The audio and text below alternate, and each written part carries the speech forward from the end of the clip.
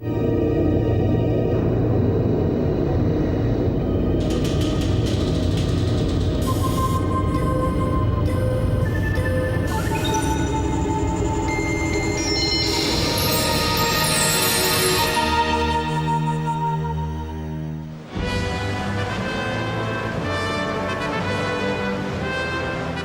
program reveals how, if you stay cool, free, tropical, healthy, maritime, watery, foolish, eastern, on the move, frog-loving, and experimental, you too can stay in touch.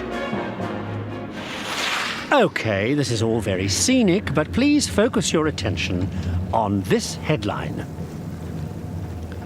In Spanish, it says something like, Argentina solves all the world's power needs with a totally new kind of energy. What? Believe it or not, this newspaper story about what some minor ex-German scientist in Argentina was or was not up to triggers one of those ideas that changes the world. The triggering happens on a ski lift in Colorado in 1951. Okay, here's the story. An American scientist called Lyman Spitzer is apparently on one of these things for about half an hour. On the way up the mountain, he's thinking about that newspaper story about some guy in Argentina who's cracked the nuclear fusion problem. In 1951? Well, with hindsight, your view is going to be the same as his was back then. His first thought is garbage.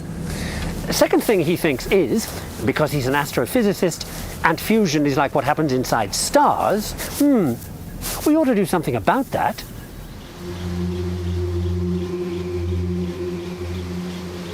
This is the result, an experimental nuclear fusion reactor. If we can get fusion to work, you could power Los Angeles for a month on a bucket of seawater, which contains the kind of atoms you need for the fusion process.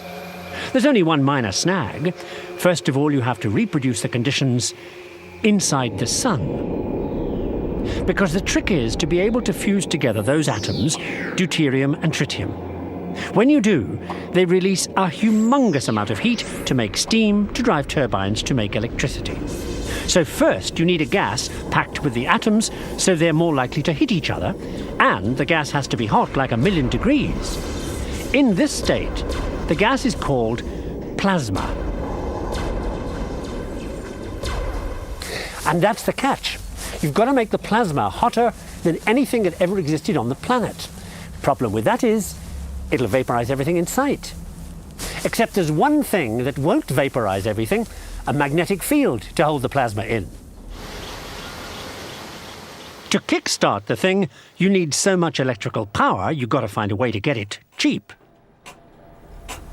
Which would save you having to share the experiment costs with other countries. You know, what's called going Dutch. Funny that.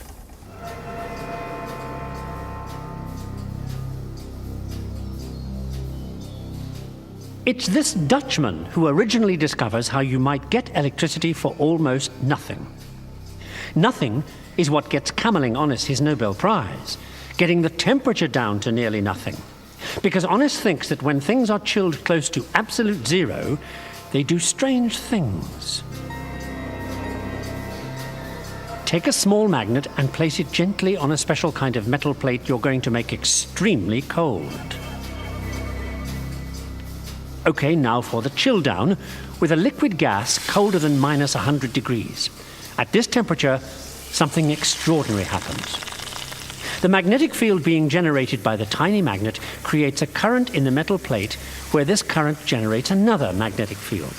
As long as the plate's kept cold, the current stays, and so does the magnetic field, interacting with the magnetic field in the magnet and making the magnet levitate. Onnes discovers that. Back in 1911, he uses some liquid helium, colder than which there isn't much, to get some mercury chilled down to just above absolute zero. That's minus 273 degrees centigrade. He zaps the mercury with electricity, and to his amazement sees its resistance to the electric current almost totally disappear. It has become a superconductor. Like the metal plate under the magnet. That's why its current and its magnetic field don't fade away. No resistance. Now, back in 1911, all this might have been no more than some physicist's little game. Not today. Any minute now, they're also going to be able to do this. They're going to be able to light places like this from a single power station hundreds of miles away without all those power stations in the middle to boost the current, because there'll be no resistance in the power cable. Get it? Saves tons of money and power station pollution. And as you've seen with the magnet, they're well on their way to be able to do that trick, thanks to something that happened back before on us. And I'm not just talking hot air. Well, in one sense I am.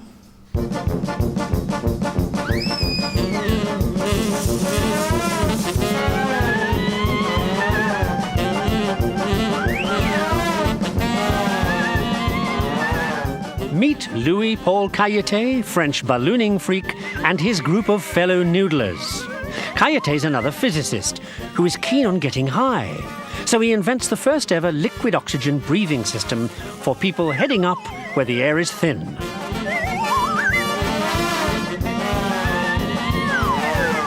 Cailletet's got the liquid oxygen to use thanks to an accident in his laboratory, which I'll get to when these guys finally manage to get their act off the ground.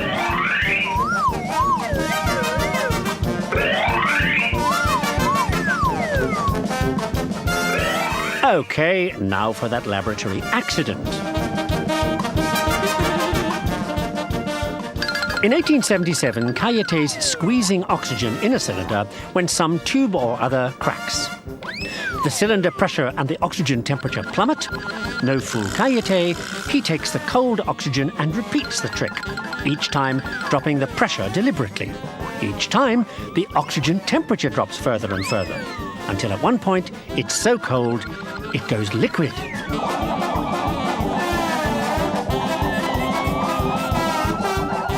Cailletet carries his liquid oxygen in a flask and sniffs the vapors. This, of course, leads him on to study breathing and pressure and all that good stuff. Takes the whole science of physiology to new heights.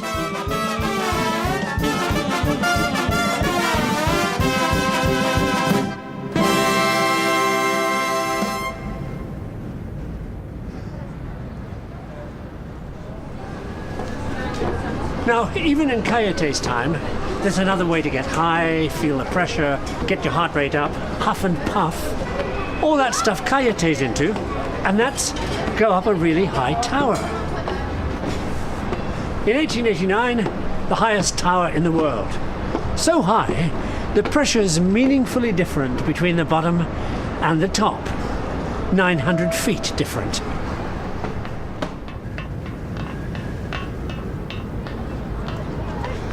Phew. So, Cailletet climbs all 900 feet and runs a giant tube all the way from top to bottom and fills it with various liquids and gases to see what the height does to them. Hey, what did you think noodlers did back then? Speaking of which, one of the greatest noodlers of all time builds the thing up which Cailletet climbs. And a zillion other people. Maybe you too.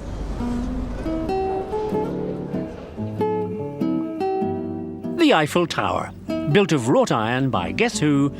Gustave Eiffel. As I said, Gustave is also a noodler and obsessed by what you can do with towers, like release things and observe their aerodynamic behavior, for instance. Now, take a closer look at the structure and you'll see what Gustave is good at besides wrought iron.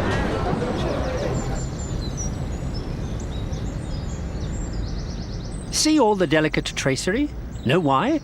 The wind just blows straight through it, which means the tower won't get blown down. So Gustave's tower can be what the French need so badly. The biggest anything in the world. This tower thing is Gustave's second attempt at boosting French morale, which at the time is going in the same direction I am now. Here's the problem. You know how the French political system is like musical chairs? You know, it's my turn to be Prime Minister? No different back then. So the new French Republic is far from secure. I mean, there are monarchists who want a king, and crazy radicals who want another revolution, and socialists and anarchists and every other kind of ists. So the idea is to come up with something that will strengthen the moderates and give the place a little political stability. So they decide to give America a present, made by Gustave, to remind all Frenchmen of their good, moderate, democratic friends, the Yanks. And of course remind the Yanks and the rest of the world that, nudge, nudge, it was the French who bankrolled the American War of Independence. Phew, well, they certainly get A for effort. Doesn't work, though. I mean, as far as the Americans are concerned, this French offer they're not supposed to be able to refuse is, well, how shall I put this? A bit of a liberty?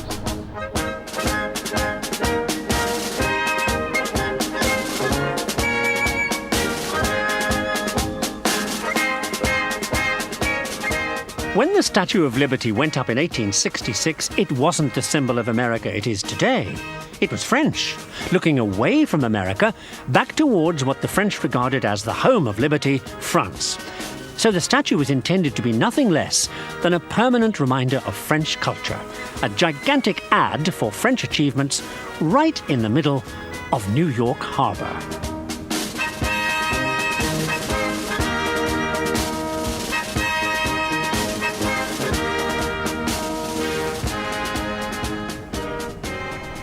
But now, take a look at how the Americans give French political intentions the old switcheroo. What does it is the famous poem written for the statue.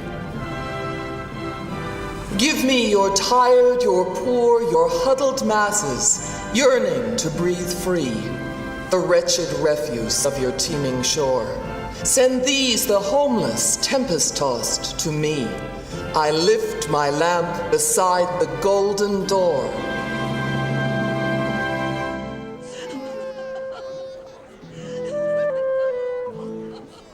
For refugees worldwide, the Statue of Liberty is now a symbol of the American welcome that lies ahead of them.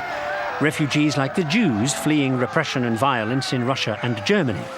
In the 1880s, tens of thousands of Jews arrive in America.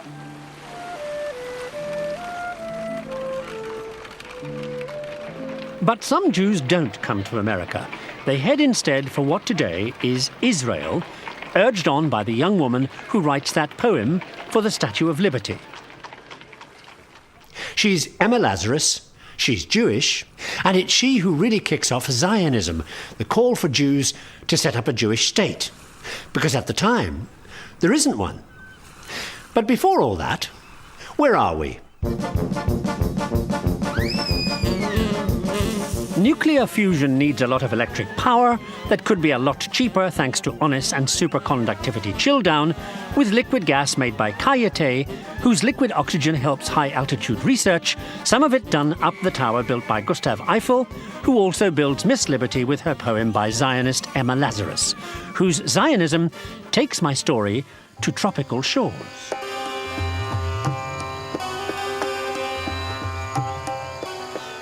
At one point, during her efforts to establish a Jewish state, which this isn't, Emma Lazarus goes off to England, which this isn't, and meets a guy, whom this isn't, who is so pro-Zionist and who lobbies so successfully for the Jewish cause he ought to be Jewish, but isn't. So where are we and why are we here?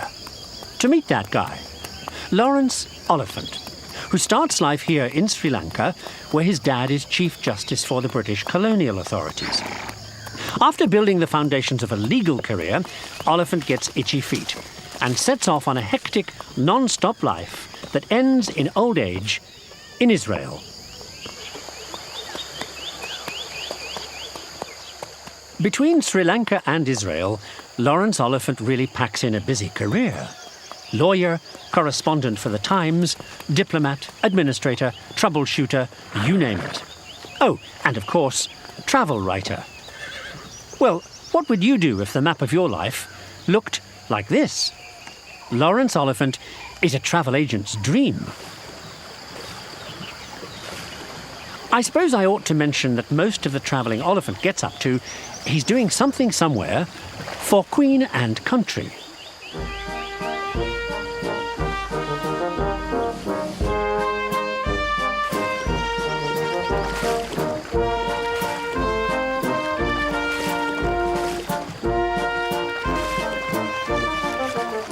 One job he gets is working for a diplomat named Elgin, who hits the headlines when he forces Beijing to accept opium instead of money for exports to Britain and brings addiction and ruin to China. Still, ruins are nothing new to the Elgin family.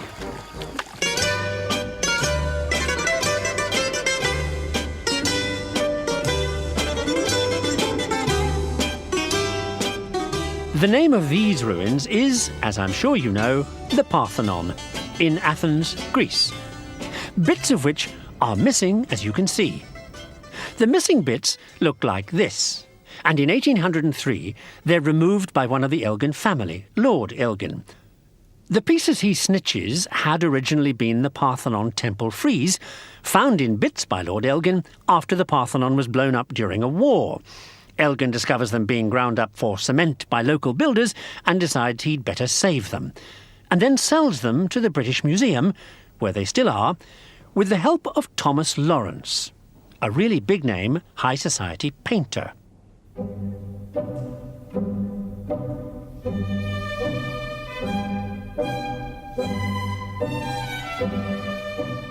Lawrence paints the Queen, and anybody else that matters, as a result of which he gets appointed painter to the King, which is going to be great for Lawrence's financial health. Speaking of which, in 1776, His Majesty also appoints his new doctor.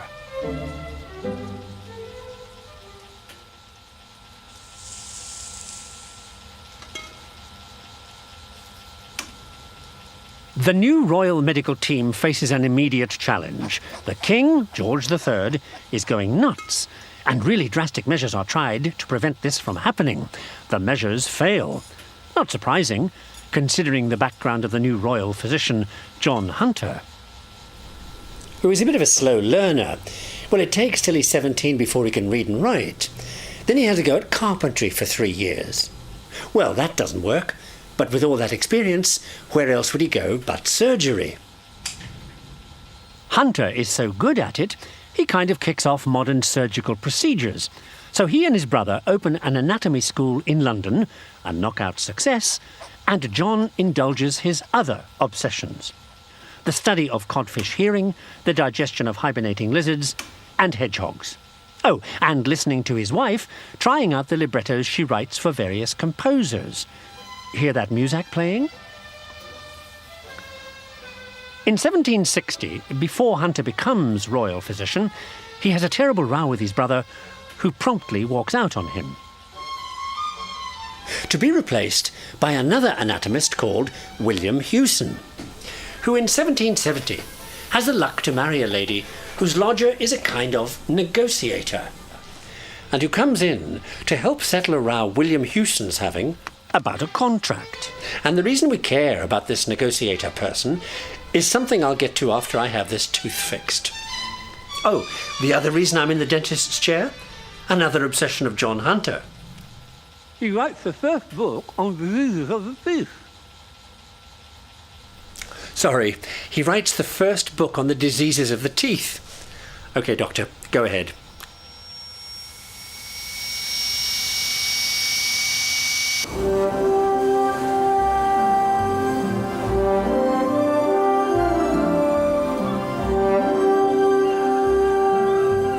Okay, now for Mrs. Hewson's lodger, remember? The guy who did all that negotiating? Benjamin Franklin, who does his best negotiating for the American government after the War of Independence, and, as a result, spends most of his time crisscrossing the Atlantic.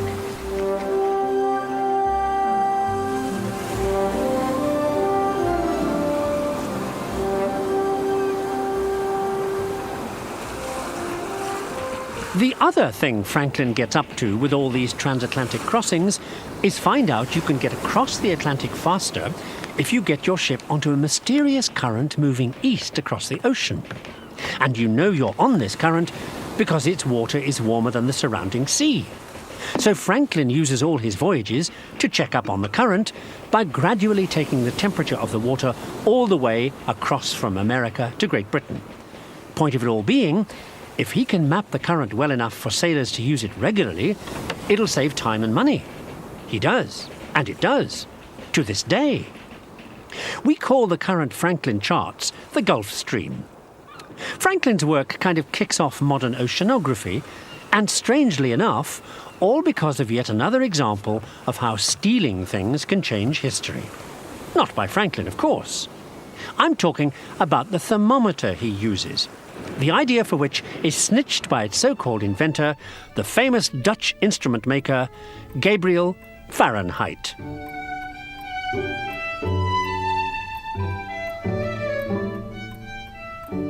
(1714) in Amsterdam, Fahrenheit produces his thermometer. Great news for all. Especially hypochondriacs. Phew, that's a relief. 98.4. So that's okay. Now where was I? Oh yeah, Fahrenheit. Now, the reason Fahrenheit's thermometer is such a boffo success is because back in the 18th century, finding out what the temperature is not what you'd call an exact science. In fact, you could say they're all working in the dark.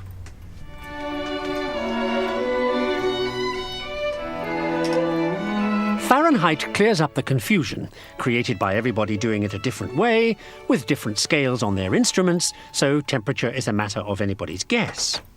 Now, to start with, the way Fahrenheit makes his thermometer is nothing new. You just melt the end of a glass rod with a hole down the middle, and then blow down the hole to make the molten blob on the end expand into what will become the thermometer bulb that contains the mercury. Getting the mercury into the bulb's really nifty. Watch. You put the hot rod, bulb up, into the mercury, and the vacuum you made in there with the heat sucks the mercury up into the bulb. OK, now for the absolutely lunatic way Fahrenheit comes up with a Fahrenheit scale, so hang in there. He starts with a scale, the bottom end of which is going to be the temperature of frozen ice, 0. He calls boiling water 60. 1/8 and 3/8 up the scale are freezing water, and the temperature of a healthy armpit. Are you still with me?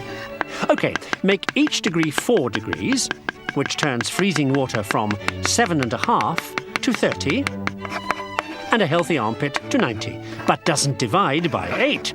So make 30, 32, and 90, 96, and there you are, plus one last tweak. Clear as mud? I never said what Fahrenheit did would make any sense.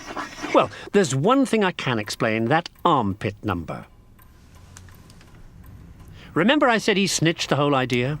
In 1708, Fahrenheit visits Copenhagen and meets the ex-mayor of the city, one of those talented scientific amateurs the place is full of back then. Guy by the name of Ole Romer. Never heard of him? Thank Fahrenheit for that. See, the whole thermometer thing is Romer's idea, so's the armpit number, and all the basic research. Fahrenheit kind of just turns up, takes notes of Ole Romer's notes, and then nips back down south to Amsterdam. Not long after which, Ole Romer's notes get destroyed in a terrible fire. Not long after which, it's Ole who? End of that sad tale. OK, time for a quick catch-up. Remember the pro-Jewish Oliphant who works for Elgin, whose father grabs the Elgin marbles, aided by Lawrence, painter to the king, whose doctor John Hunter has an assistant, whose wife's lodger is Benjamin Franklin, who charts the Gulf Stream with a thermometer, whose design Fahrenheit steals from poor old Ole Romer. Mind you, Romer has already hit the bright lights, with the guy who lives in this modest little place.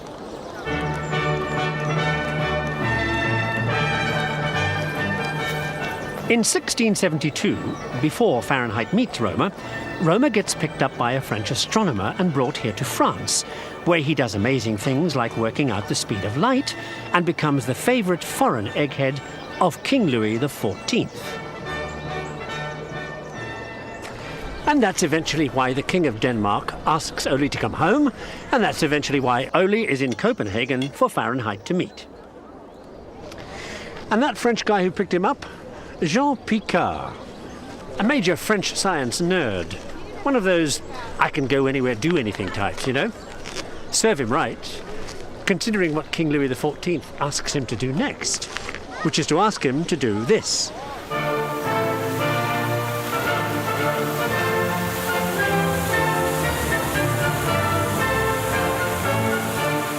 Fancy fountains is what the king wants to go with the new palace he's building at Versailles, so guess what he gets? Fancy fountains up the yin-yang. The only minor problem is, because Louis XIV is in such a royal hurry, they're building them faster than hydraulic engineers can keep up, theory-wise. Like, okay, you guys, see if you can make this design work. So nothing goes right. The reservoirs run out, the aqueducts fall down, the king is getting annoyed.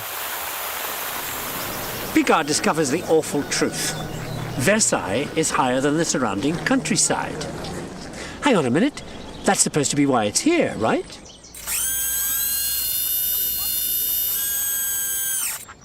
Picard solves the problem with the 17th century equivalent of what these guys are up to. He rigs up a telescope to measure the slightest differences in land levels, so he knows exactly where to site the reservoirs. So by 1683, there's a whole network of interconnecting channels and pools and stuff to keep enough water coming to keep fountains spurting night and day. And most important of all, provide the king with the water show he wants. And enough water for the other little thing the king has in mind.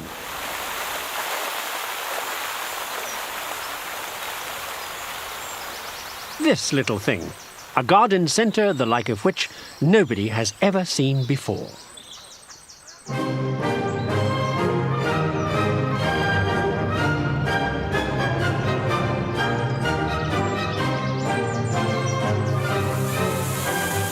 The Versailles Gardens are put together for Louis by one of the greatest gardeners in history, a fellow named Le Nôtre, a man for whom nature needs a haircut. Louis's gardens take 36,000 people 20 years to complete. Well, if you're king by divine right, it's no fun if you can't think really big. What Louis XIV does to satisfy his megalomania makes even Hollywood consumption look inconspicuous.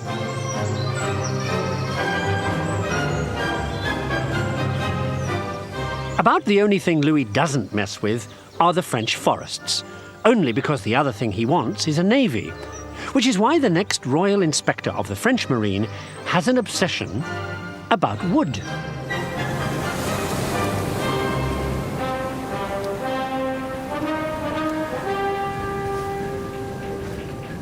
Here we are on a British man-of-war awaiting the arrival of the aforementioned French Inspector General of Marine, a genial twit by the name of Duhamel du Monceau.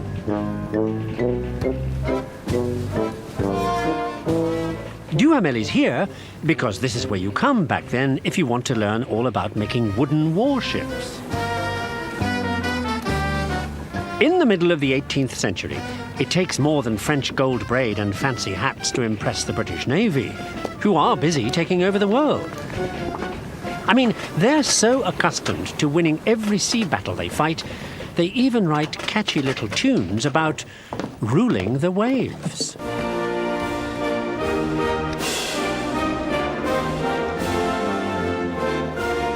Now, the reason this scribbling fool is taking so many notes is, in terms of timber use, this place is the equivalent of a fair-sized bit of forest. Like oak for the interior fittings below decks, oak for the decks, oak for the ship's furniture, and oak for the hull. Then there's oak for the cannon supports, more oak for the pulley blocks you wind all the ropes on, and of course, the gangways are made of oak.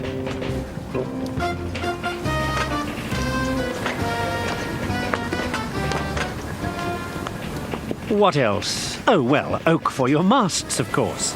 And the rigging systems, and all the spars and yardarms and stuff. Even Duhamel is starting to get the point.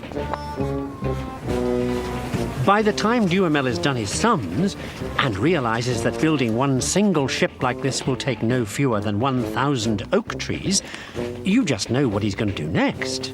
Hot-foot it back to France and get a new law banning the use of trees for anything else but building ships, and a massive program of conservation and replanting and forest management, something the English have already done.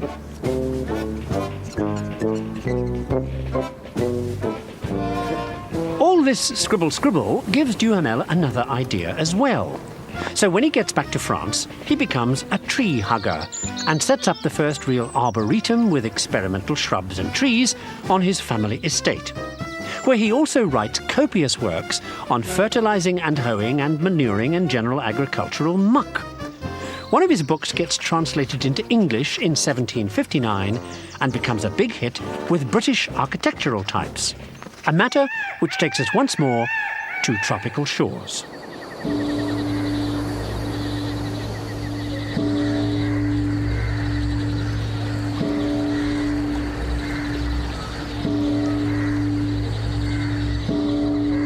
Duhamel's book about gardens strikes just the right note with an English guy who's just written a book of his own, which is kind of about what you do once you've got the garden Duhamel talks about in his book.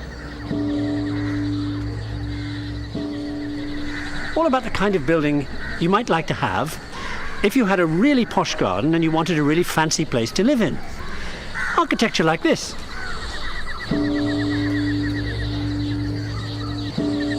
The architectural author is William Chambers, who dreams up an exotic new style while he's working out here in the East.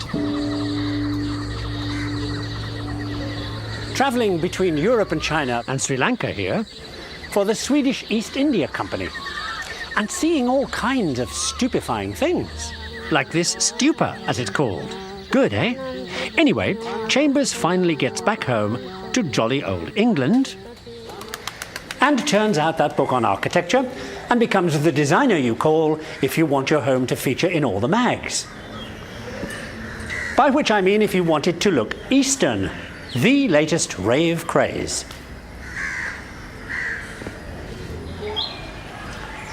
There's probably never been a more instant fashion than the one Chambers kicks off, especially for this kind of stuff.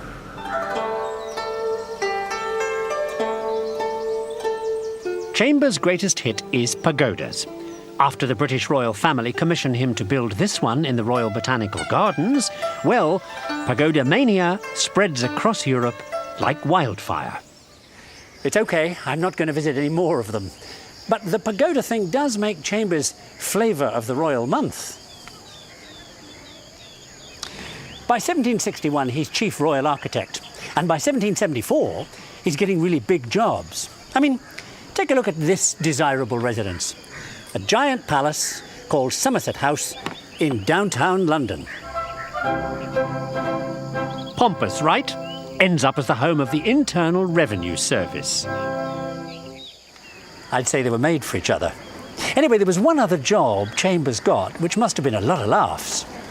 It was to design an overblown bit of architecture on wheels for his pal King George III. Here we go.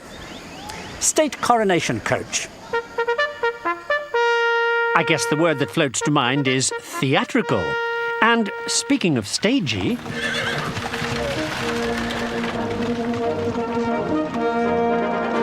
how about this for getting around?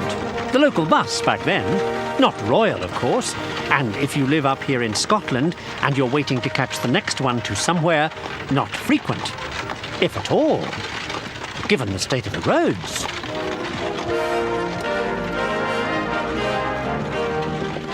By 1802 or so, the state of Scottish roads becomes the concern of a stonemason employed by William Chambers back when he was building Somerset House. Remember?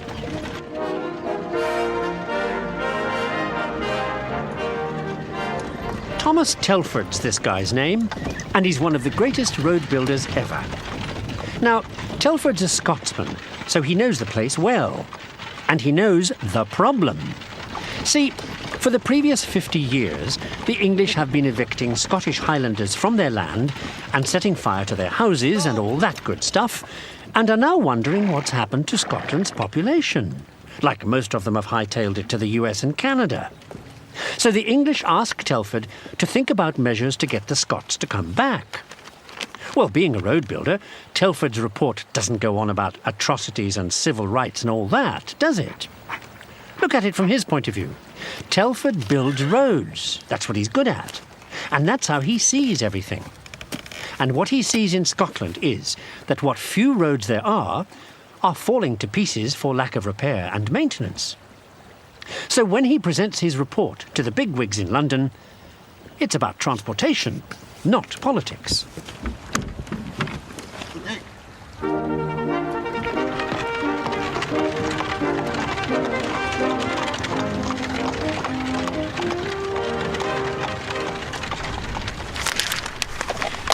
Telford's report says, what this place needs is me to give it better communications and the Scots will come back.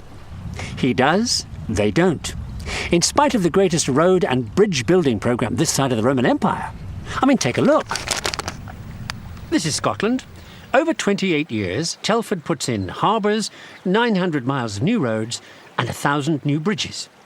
So when the committee for the new London Bridge turns down his high-tech cast-iron design, Telford reckons the committee just hasn't seen the light. Actually, one of them has. But just before you meet him, where are we?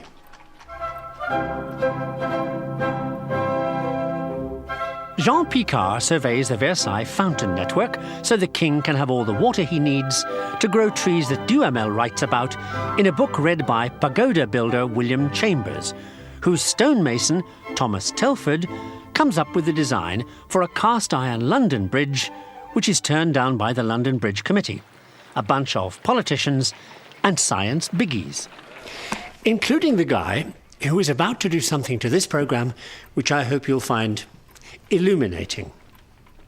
The committee member in question is Thomas Young here, who is, by this time, on everybody's committee, being, well, a genius.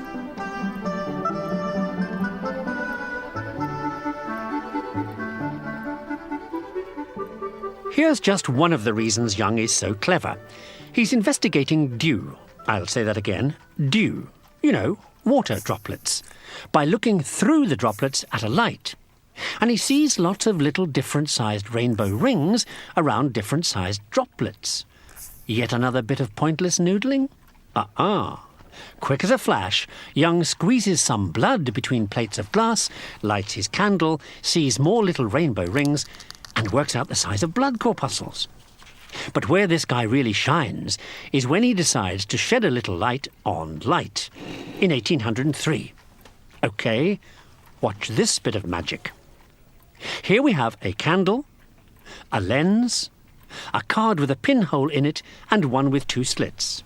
OK, shine the light from the candle through the lens so you get a nice focused beam.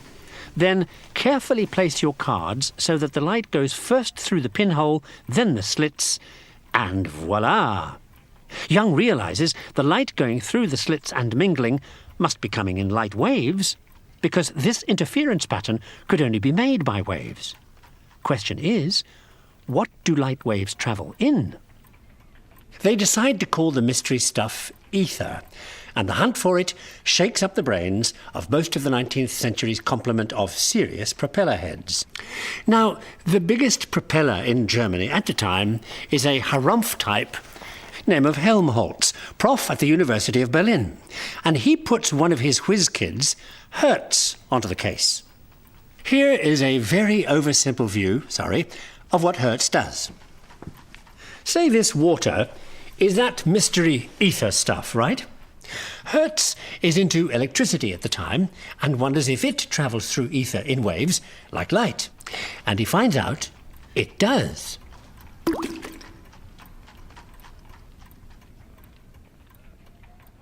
An electric spark sends out electric waves moving like light waves, or waves in the sea, Which brings me to the delightful Belgian beach resort of Ostend.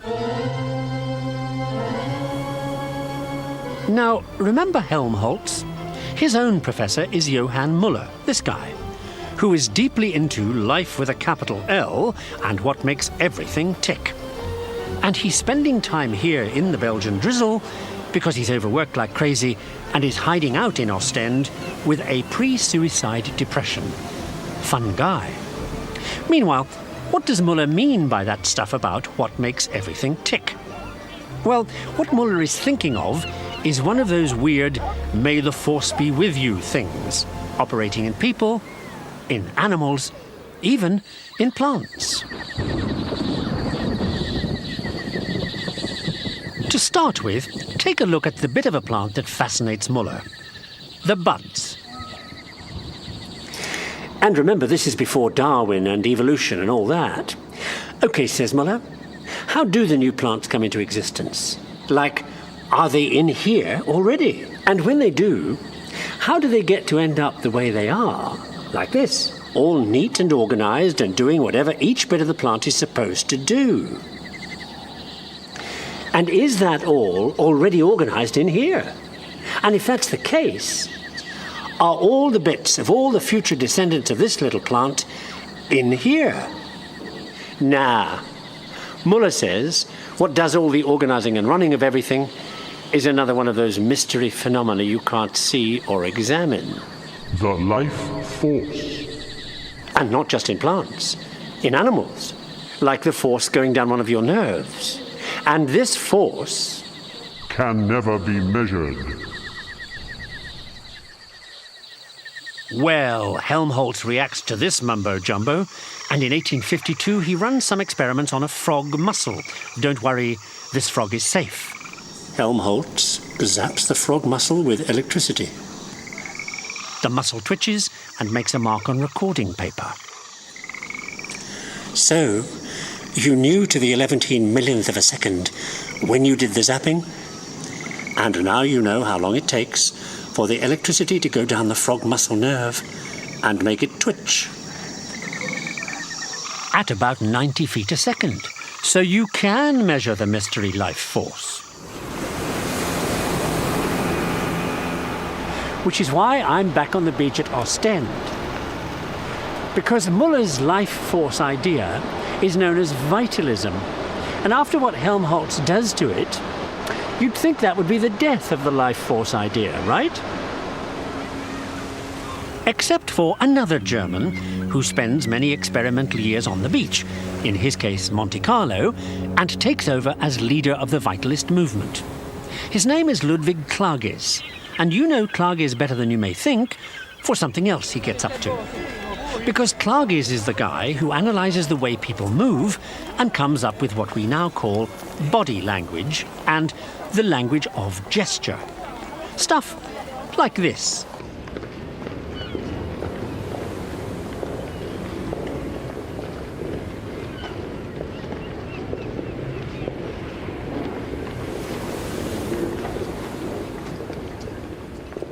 Klages says body language gives your secret feelings away. I mean, take this couple. See how she's crossed her legs away from him and folded her arms defensively? She doesn't like him. But look at him, leaning towards her, nodding when she nods, legs crossed towards her.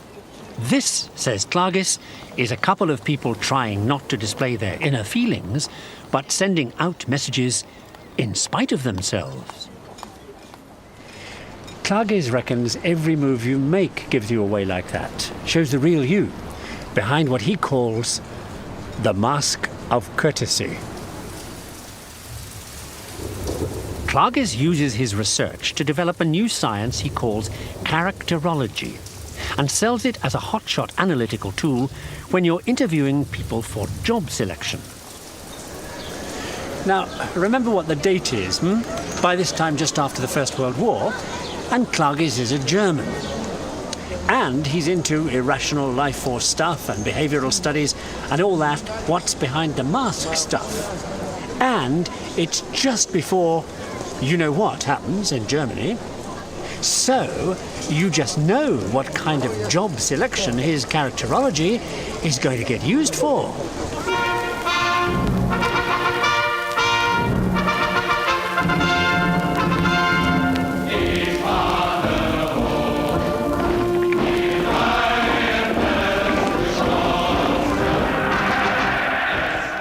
This is the job Klage's characterology gets used for when the Nazis are trying to find the type of person who will make an ideal officer in the SS.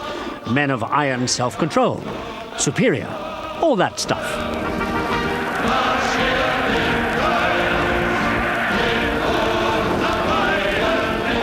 Something else Klage's dreams up gets grabbed by the Nazi selectors too. Handwriting analysis. Klage's is the guy who starts all that stuff about handwriting being another way to see into a person's character. The idea being, the way you write is a mixture of all the conflicting forces that make up your personality. And graphology, as it's called, can reveal which side of your personality has got the upper hand.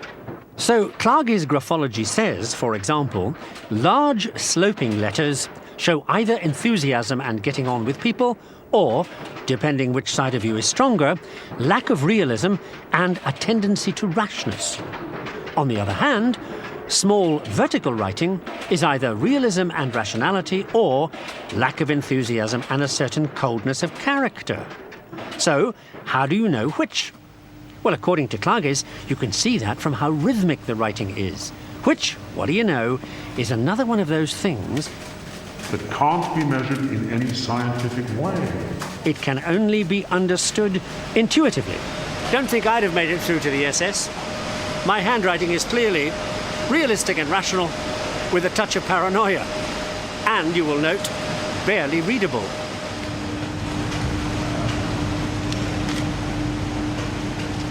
Now, one of the reasons why Klage's graphology claims to be able to reveal character from writing is because everybody's is unique. A painful fact of life for anybody trying to deal with the US mail in the 1960s, when they start trying to get some automation into the process by inventing the zip code, because the increase in business mail gets kind of overwhelming and goes on that way. So by the 1980s, there are nifty new optical character recognition machines which are able to read the zip and then spray a barcode onto the piece of mail so computers read the barcode and sort the mail. But you still have to write the zip code in capital letters because of what Klage's calls the extreme individualism of handwriting.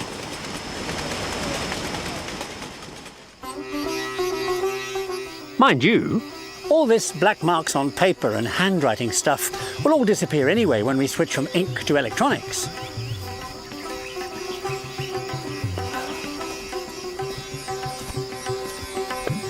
I mean, the same electronics that made possible optical character recognition, so machines can read the zip code on this envelope and tell me where to bring this letter exactly.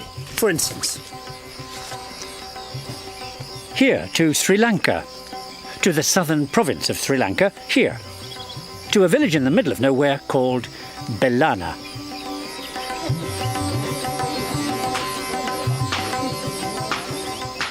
Population 35, total cash income 0. Running water, electricity, phones, televisions, freezers, cars, toilets, and almost anything else you care to name, none.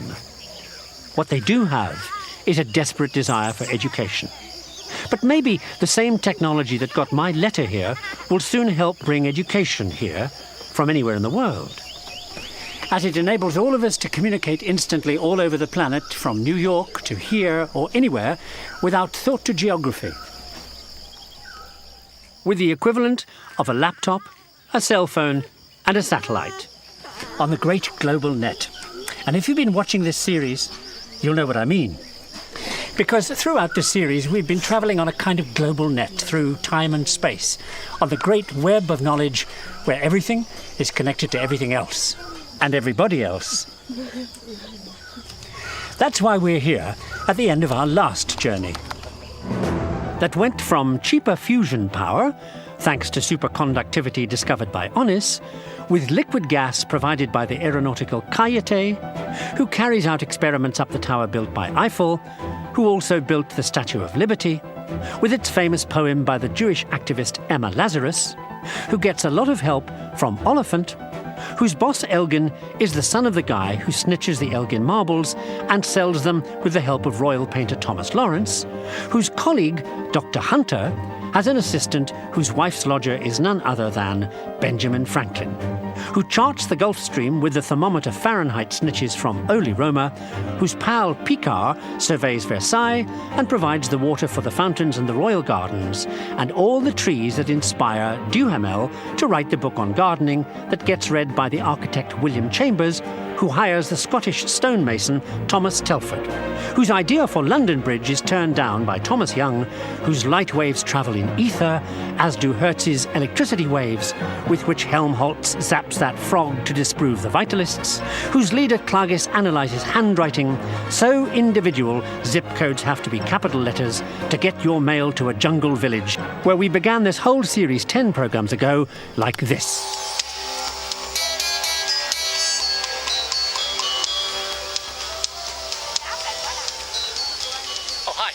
Could you hold it for a second? Thanks.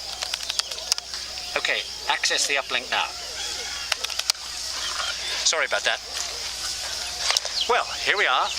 Intrepid reporter James Burke in one of the more remote parts of India, ready to start the show. A show that travels across the great web of knowledge through space and time to find the... So we end where we started, in a third world village.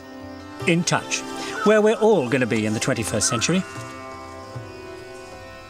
On the net, and like it or not, connected.